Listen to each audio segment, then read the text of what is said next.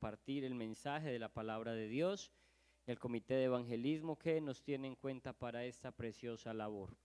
Les invito, mis amados hermanos, para que abramos la palabra del Señor en el Evangelio según San Marcos. Vamos a tener allí la palabra de Dios, Evangelio según San Marcos, capítulo 3.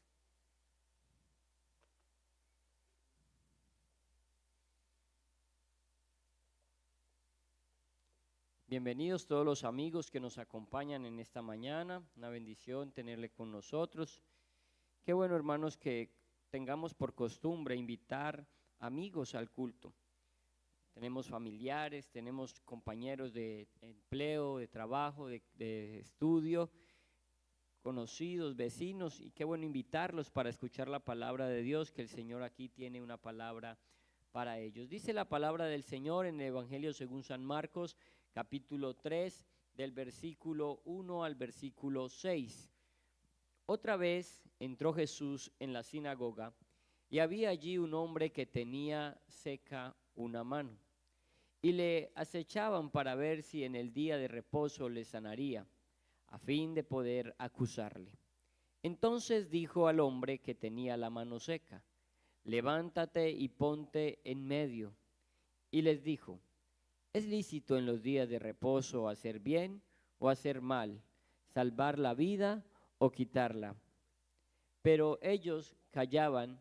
Entonces, mirándolos alrededor con enojo, entristecido por la dureza de sus corazones, dijo al hombre: extiende tu mano. Y él la extendió, y la mano le fue restaurada sana.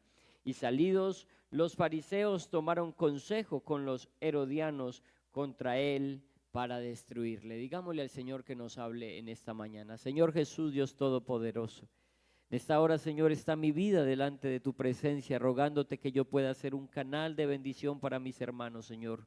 Usa mi vida como instrumento, Señor, para hablar tu palabra. Unge los oídos de aquellos que están dispuestos, Señor, para que puedan entender el mensaje que tú tienes para cada uno de nosotros en esta mañana, Señor Jesús. En el nombre de Jesús lo rogamos, porque tú eres bueno, Señor. Amén. Amén. Pueden sentarse, hermanos y amigos, en esta mañana. El hombre de la mano seca.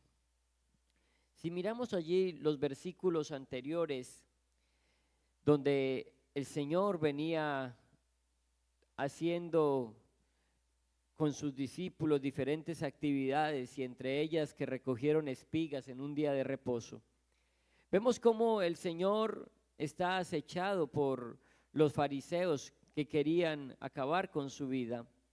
Y en el versículo 27 del capítulo 2 dice: el Señor también les dijo: el día de reposo fue hecho por causa del hombre, y no el hombre por causa del día de reposo. Por tanto, el Hijo del Hombre, haciendo referencia a él mismo, dice el Señor, es Señor aún del día de reposo. Y ese Señor está allí con mayúscula, porque él se hace Rey de reyes y Señor de señores. Lo que el Señor Jesús está diciéndoles es que él mismo era Dios. Por eso ellos tenían allí el deseo de acabar con la vida del maestro, de matarle. Esa era la situación en la que él estaba. Y aún así, aunque procuraban matarle, mire que vuelve el Señor a entrar a una sinagoga. Vuelve el Señor a hacer una de las labores para la que vino, que fue a sanar y a salvar a aquel hombre de esa mano seca. Tal vez el pasaje que leemos se subtitula allí: el hombre de la mano seca. Pero realmente el personaje principal y central de esta enseñanza no es otro que el Señor Jesucristo. Y por eso el Evangelio según San Marcos no es de Marcos, sino según San Marcos. Y es el Evangelio de Jesucristo.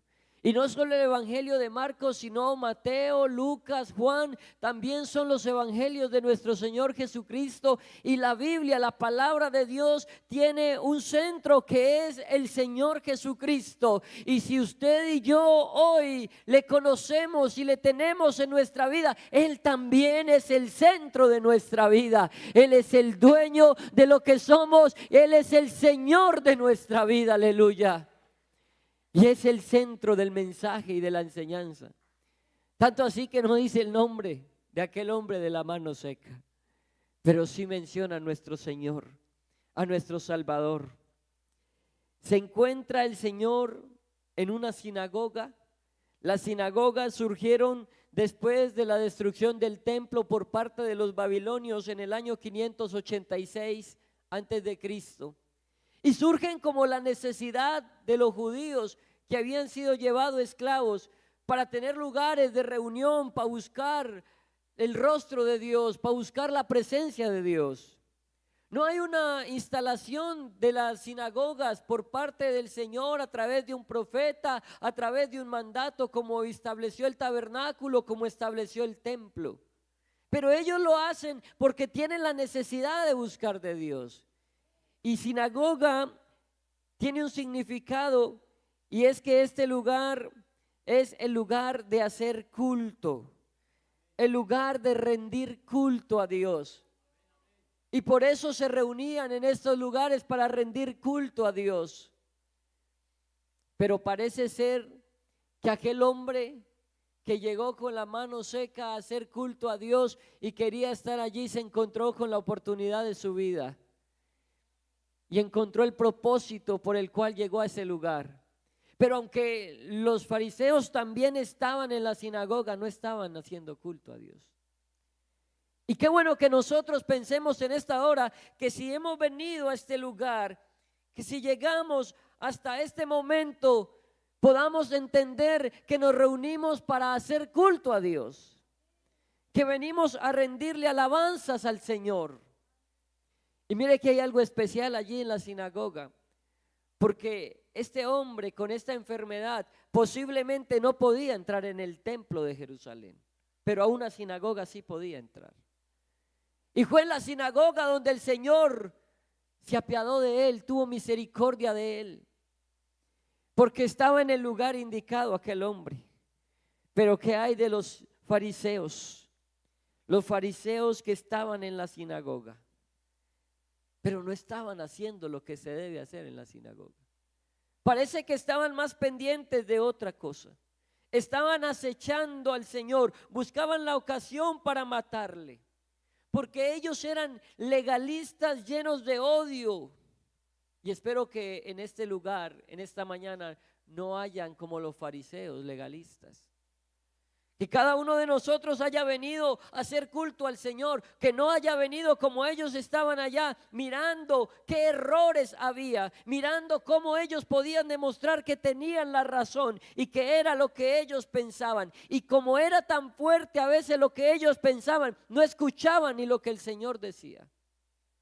En el versículo 4, cuando el Señor sabe y conoce y discierne las intenciones del corazón de ellos, les dice: es lícito en los días de reposo hacer bien o hacer mal, salvar la vida o quitarla. Dice que ellos callaban, estaban guardando silencio. Y a veces en la casa del Señor guardar silencio es un motivo de reverencia, o lo hacemos por reverencia, por respeto, pero en este caso hay una confrontación directa y ellos se quedaron en silencio.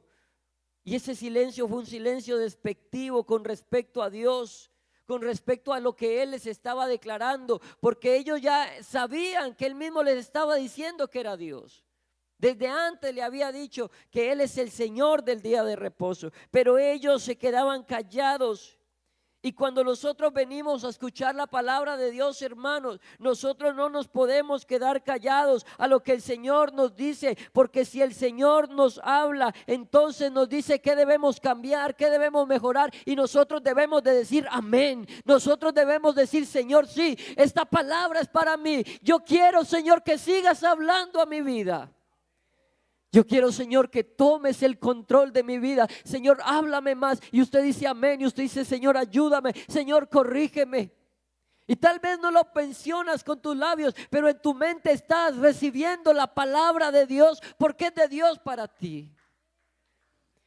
Si no, estarías actuando como uno de los fariseos, que se queda totalmente callado y que no quiere comunicarle nada a Dios. Pero cuando tú empiezas a sentir esta palabra que llega de parte de Dios a tu vida y entiendes que es para ti, te sientes agradecido con el Señor. Y sientes que te constriñe, que te aprieta, que te obliga a hacer algo hacia Dios, a dar una alabanza, que por tus mejillas rosa una lágrima que sale y le dice, Señor, sí, yo necesito esa palabra. Es lo que cada uno de nosotros debe de hacer. Porque cuando el Señor habla su palabra, nosotros debemos de entender que es para nosotros, no es para el que no está, no es para el otro, es para cada uno de nosotros, hermanos. Así que tú te puedes quedar como ellos y ver los errores que tienen los demás y de pronto hasta tienes razón, o ser parte de lo que Dios hace y sentir el poder, la gloria de Dios que transforma tu vida y gozarte viendo cómo transforma la de los demás también. Qué bueno que cada uno de nosotros pueda hacer y tener esa actitud en el culto, de estar dispuesto al Señor.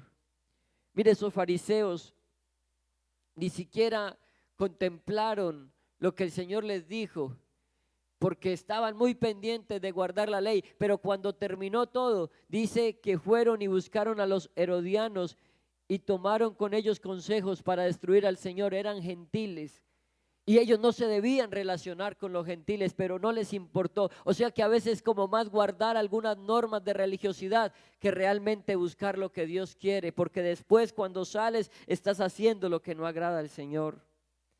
Qué bueno que nosotros no seamos como ellos, en cambio que seamos como el hombre de la mano seca. Ese hombre que tal vez ni siquiera se menciona su nombre allí, pero estaba en el lugar donde tenía que estar. Estaba en un momento donde se encontró con alguien que es superior a cualquier persona que usted se pueda encontrar, y es que se encontró con el dador de la vida, se encontró con ese verbo que creó todas las cosas, con el todopoderoso. Y cuando aquel hombre de la mano seca está allí, parece que Jesús, nuestro Señor, lo expone cuando le dice, salga y póngase en el medio. Y tal vez podría pensar que los fariseos, que otros lo iban a expulsar, lo iban a sacar, que quién sabe qué iba a pasar allí. Porque quedó en el medio de todos mientras Jesús hablaba, y mientras el Señor hablaba, ese hombre se quedó allí escuchando, aunque tenía una exposición ante los demás. Pero cuando el Señor le llamó, él tuvo una actitud de obediencia hacia Dios. Se levantó, se fue hacia el medio, escuchó al maestro, extendió su mano derecha, que era esa mano que estaba seca. Y entonces él no participa de lo que los demás participaron, porque los demás vieron un milagro. Los demás vieron cómo un hombre fue sano. Los demás vieron algo que pasó. Ese hombre no lo vio, ese hombre lo vivió, ese hombre lo sintió, ese hombre pudo gozar de sentir el poder de Dios en su vida. Y yo quiero imaginarme cómo sería ese hombre, lo que sintió, cómo su cuerpo se regeneró, cómo sus músculos empezaron a fortalecerse, sus tendones, cómo sintió ese poder de Dios. Pero solamente lo pudo sentir obedeciendo lo que Dios le mandó a hacer. Solamente cuando él tomó la decisión de llegar allí, pasar a ese lugar, estar al frente, pudo recibir lo que Dios tenía para él. Porque aquí el único que impide lo que Dios tiene para ti eres tú. Porque Dios tiene grandes cosas para cada uno de nosotros, pero nosotros nos negamos a recibir. Y qué bueno que podamos tomar esa actitud. Yo imagino que a ese hombre, cuando pasó a ese lugar y recibió esa sanidad tan poderosa, yo imagino que aquel hombre tal vez pensó en el Salmo 24 cuando dice, ¿quién subirá al monte de Jehová. ¿Y quién estará en su lugar santo? El limpio de manos y puro de corazón. Gracias, Señor, por limpiar mi mano. Gracias, Señor, por sanarme. Y nosotros tenemos mucho que sanar, hermanos. Nosotros tenemos mucho que tal vez en nuestra vida está seco como esa mano y no nos deja hacer y no nos deja actuar. Pero a veces pensamos que el culto evangelístico, el mensaje es para el amigo, el mensaje es para otro, pero el evangelio sigue renovando nuestra vida cuando nosotros permitimos que Dios obre en nuestra vida. ¿En qué posición estás? ¿Qué tal si hoy sales de tu zona de confort, te levantas y obedeces al llamado del Señor? Qué bueno que podamos tomar esa posición. Pero aquí lo más hermoso de todos, hermano, es lo que hizo el personaje principal. Es lo que hizo el Señor Jesús, nuestro Maestro, nuestro Dios. Primero vemos al Señor Jesús en la sinagoga, porque Él llegó a la sinagoga. Y es que donde hay 2 o 3 reunidos en su nombre, allí está Él. Es que donde hay culto para Él, allí está Él. Es donde alguien quiere sentir la presencia de Él, allí está Él. Y Él está en esta mañana aquí en el poder de su Espíritu Santo. Sí, porque Él dijo que Él es Señor del día de reposo. Y si Él es el Señor de señores, acuérdese que el Señor es el Espíritu, dice en 1 Corintios 3:17. El Señor es el Espíritu, dice la palabra. Y donde está el Espíritu de Dios, y aquí está el Espíritu de Dios en esta mañana, gloria a Dios. El Señor está en el lugar indicado, esperando que haya alguien que le esté haciendo culto a Él. Ahora el Señor hace un llamado a aquel hombre. ¿Y sabe por qué hace el llamado? Porque Él tenía un propósito. Él no hace un llamado de cualquier manera. Él lo llamó no para ridiculizarlo, para que estuviera en el frente, para que todos lo vieran. No, Él lo llamó para hacer algo grande con Él. Y si Él te llamó a ti y me llamó a mí, es porque quiere hacer algo grande con nosotros. Yo no sé si piensas que es suficiente lo que ha hecho. No, lo que Él ha hecho es grande y estamos agradecidos. Pero yo creo que Él puede hacer aún más en esta hora. No te conformes con tu posición, porque Él quiere hacer cosas mayores con nosotros en esta mañana. El Señor se para y el Señor les da una cátedra a esos fariseos de lo que era una verdadera enseñanza. Ellos eran maestros de la ley, ellos sabían todo lo que tenían que hacer, pero el Señor no les habla de eso. El Señor les habla de su amor, les habla de su misericordia, les habla de su compasión, les habla de lo que realmente es bueno. Eso es lo que hace el Señor Jesús. Y cuando Él habla de esa justicia, del bien y de todo lo bueno, hay uno convencido que cree que Él lo va a sanar, que Él va a obrar en su vida. Aunque tristemente el Señor también se enoja y tiene tristeza en su corazón. Y todo esto es porque Él conoce los pensamientos. En San Lucas capítulo 6, verso 8, donde está este mismo pasaje paralelo en el Evangelio según San Lucas, dice que Él conocía los pensamientos que había en ellos y sabía de la dureza de su corazón. Pero la dureza del corazón de otro no va a impedir la obra que Dios tiene contigo.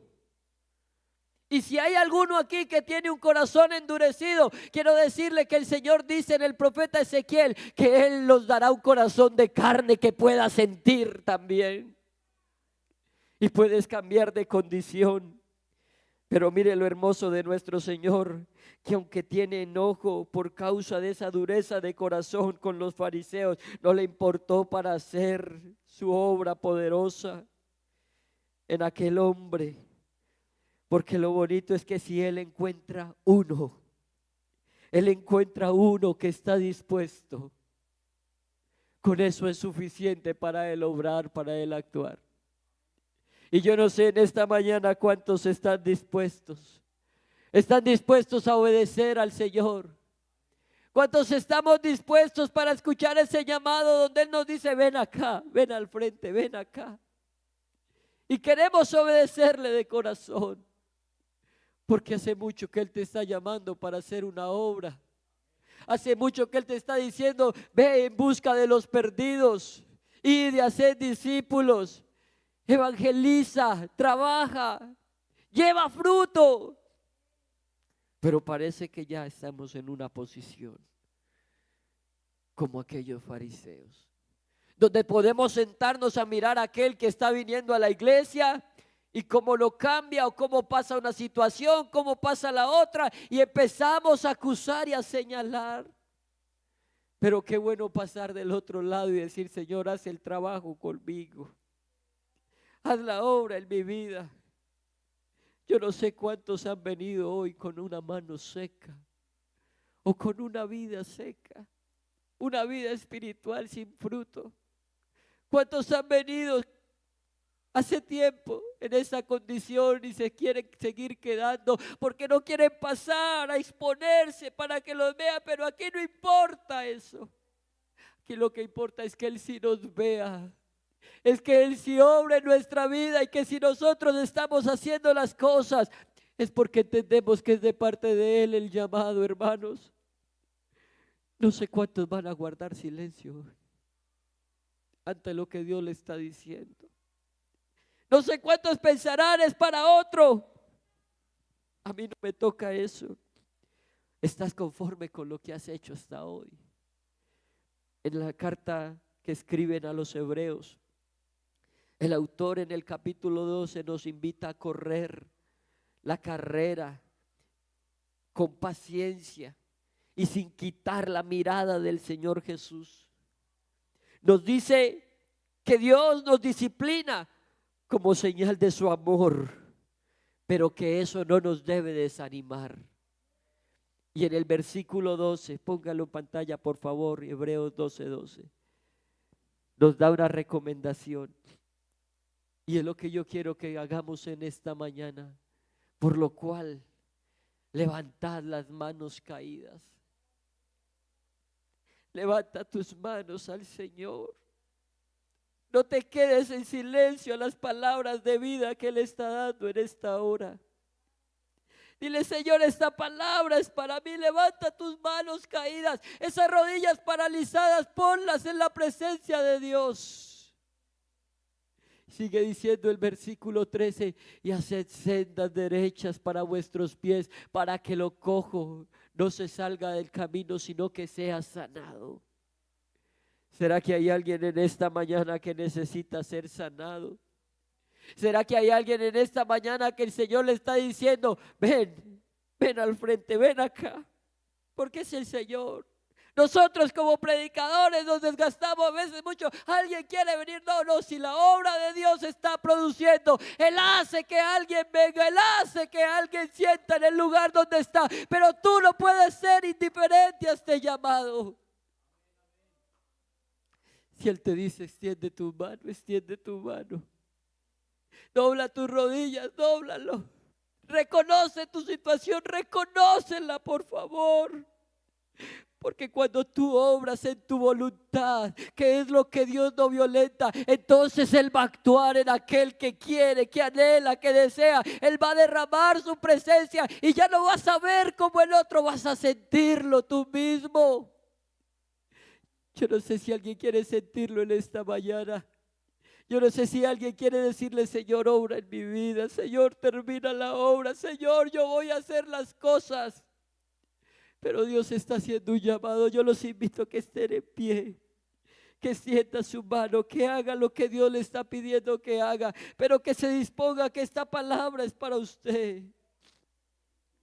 Dios te llamó para que vivas con propósito. Y el propósito comienza cuando tú sales de tu zona de confort. Cuando tú sales de hacer lo que siempre has hecho, que hasta aquí qué resultados te ha dejado.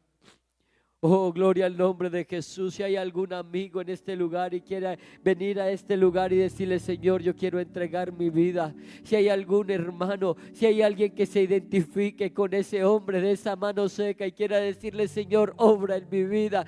Señor Jesús, toma control de mi situación, de mi problema. El Señor está dispuesto a orar en esta mañana. Qué bueno que cada uno de nosotros se rinda a Él, se entregue a Él en adoración, en alabanza y le diga: Señor, yo no me quedo en silencio como los fariseos, Señor. Yo sé que tengo mucho por mejorar, Señor. Yo sé que tengo mucho que cambiar, Señor. Ayúdame, Señor. Que tu Espíritu Santo fluya en mí, que no haya sequedad en mi vida, Señor. Yo te lo pido. En el nombre de Jesús lo rogamos en esta mañana. Oh Santo Dios.